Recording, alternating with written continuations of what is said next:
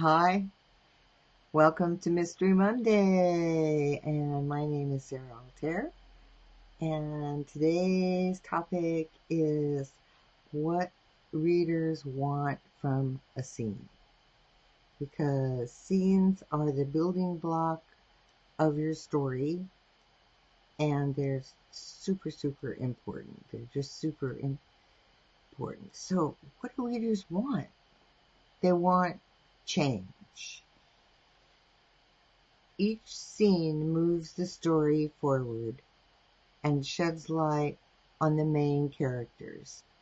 And each scene is a mini-story, the same overall sequence of the main story. There's a beginning, a middle, and an end. And inside that mini-story is where the change happens. So if there's no change, it's static.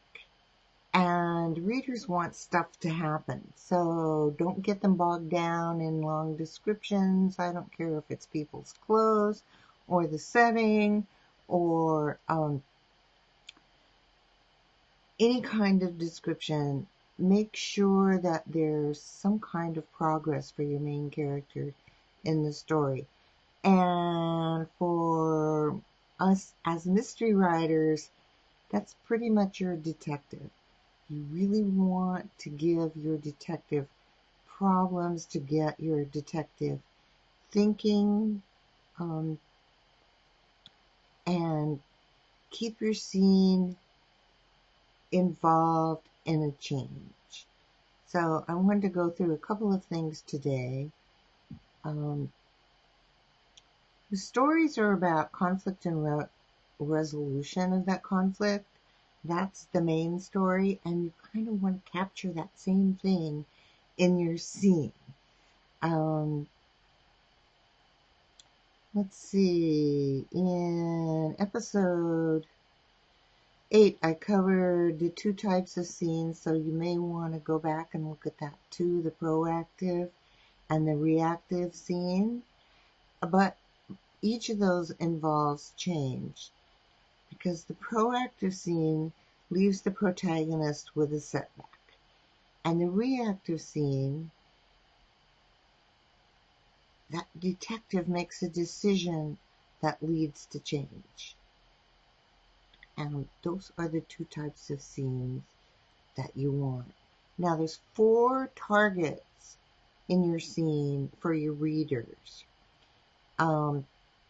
Because each scene has a story arc, the purpose is to make the story move forward. I don't know how often I say that, but it's really important in your scenes. For readers, that means keeping them engaged as your story unfolds. And so first is the story plot. You want to know the purpose of your scene within the overall story. So, for example, the purpose of the scene is to reveal the protagonist's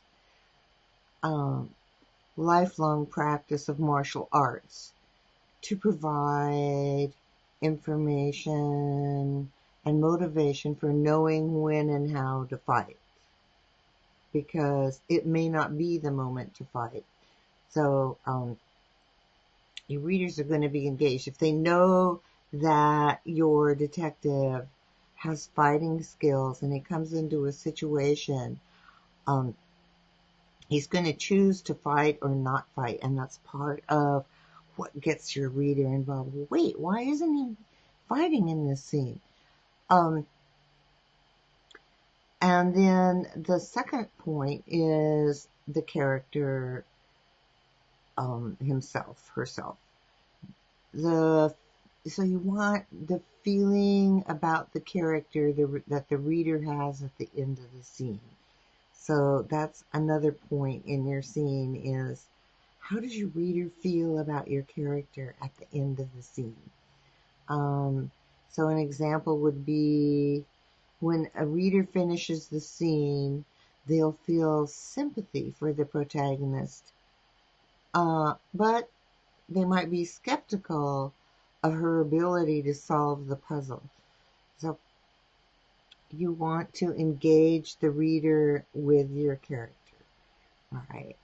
And then a third one is the overall theme of the story.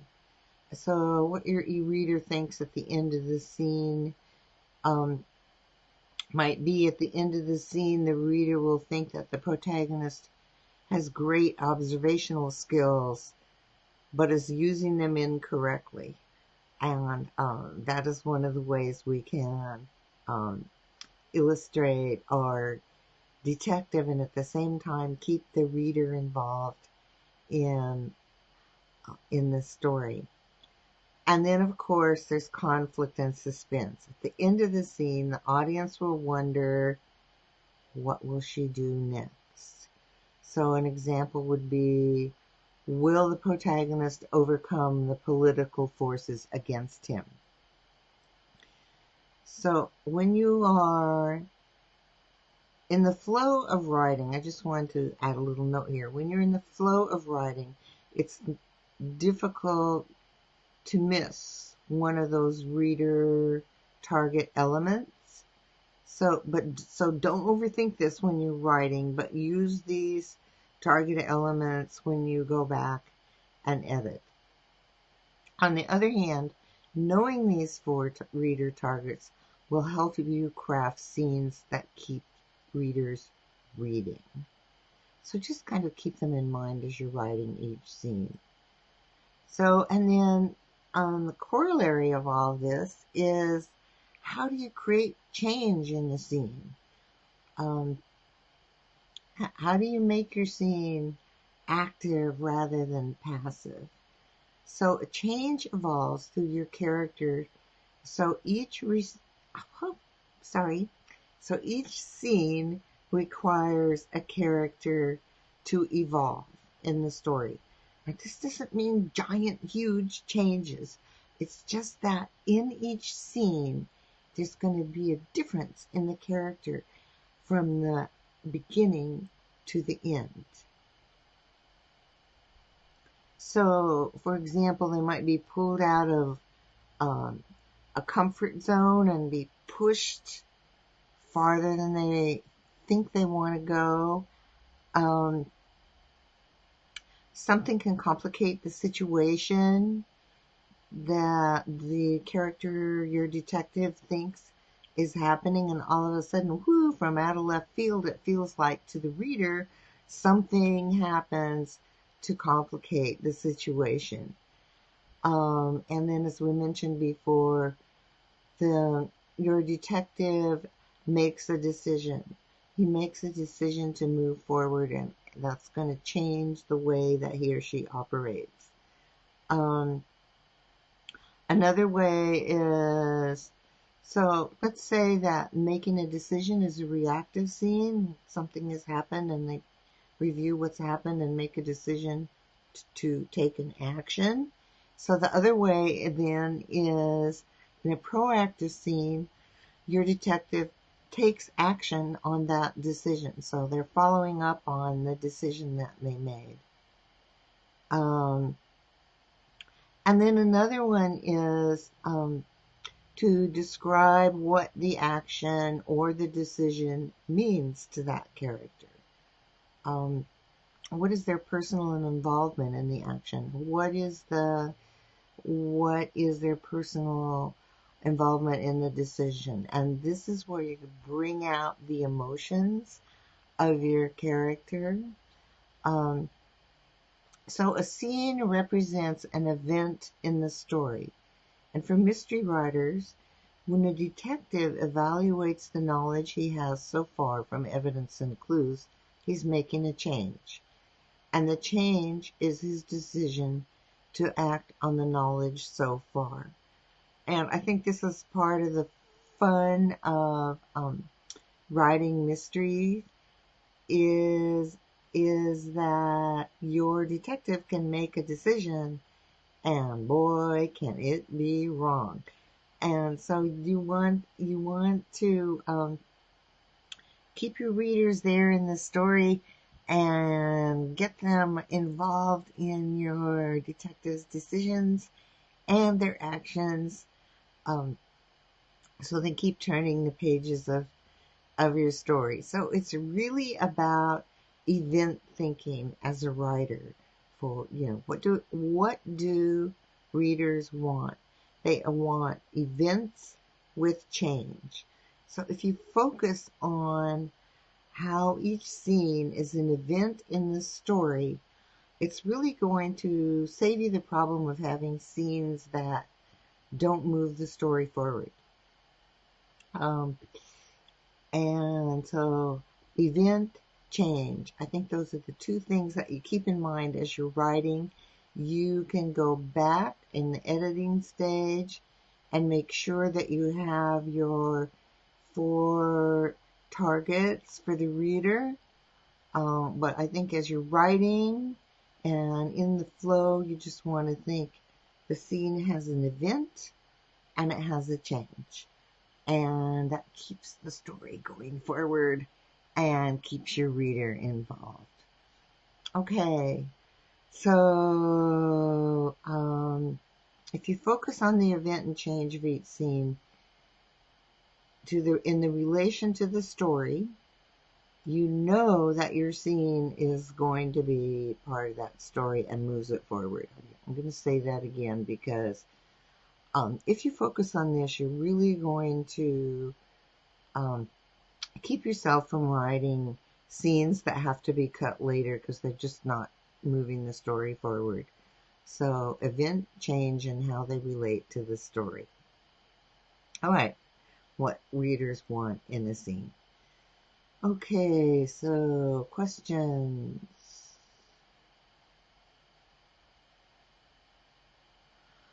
I know my story needs a setting. How do I avoid long descriptive passages? Well, that's a great question.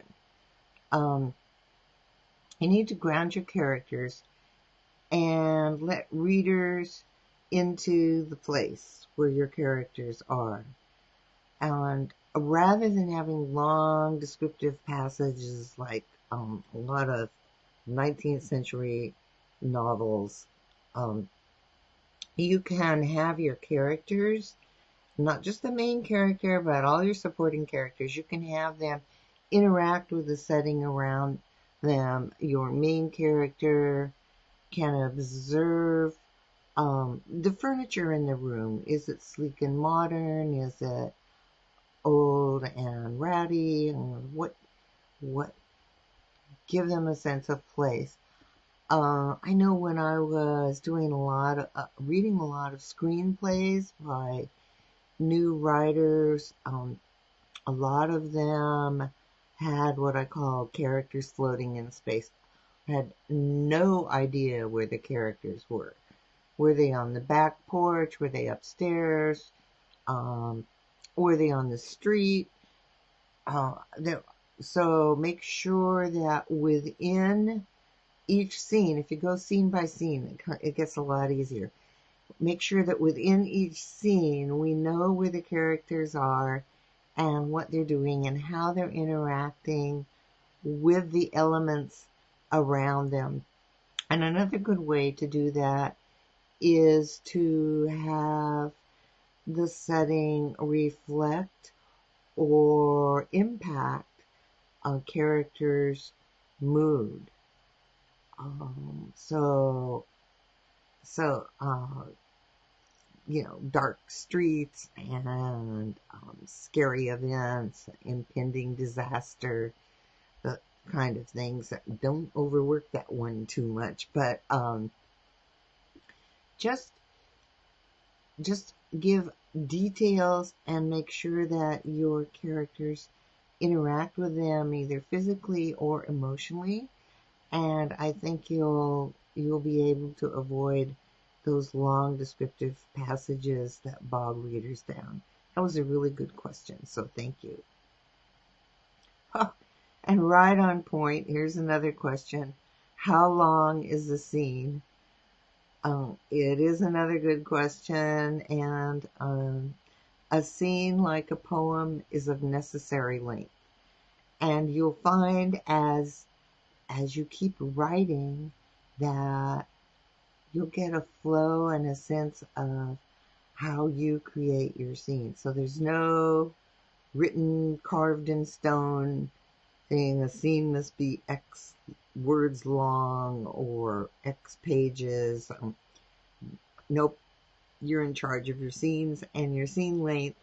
And so it's, as long as you have those elements, the beginning, the middle, and the end, and an event and a change, it doesn't matter how long your scene is. That was a good question, too. It really doesn't matter how long your scene is. Okay, so that's questions for today. Oh, and I just wanted to give everybody an update, especially readers of the Argolitas novels. Yesterday I connected online with a videographer in Italy, Massimo Castelli, and he is outside in the countryside, often outside in the countryside, where Argolikas lived. So if you want to get a sense of what the mountains were like and what kind of rocks are there and what the woods are like and what the meadows are like, he's out and about in Calabria. So you might have some fun taking a look at his videos, and I'll post a link in the show notes. Okay, that's it for Mystery Monday today. So just want to thank everybody for being here, and once again, thank you for the very great questions.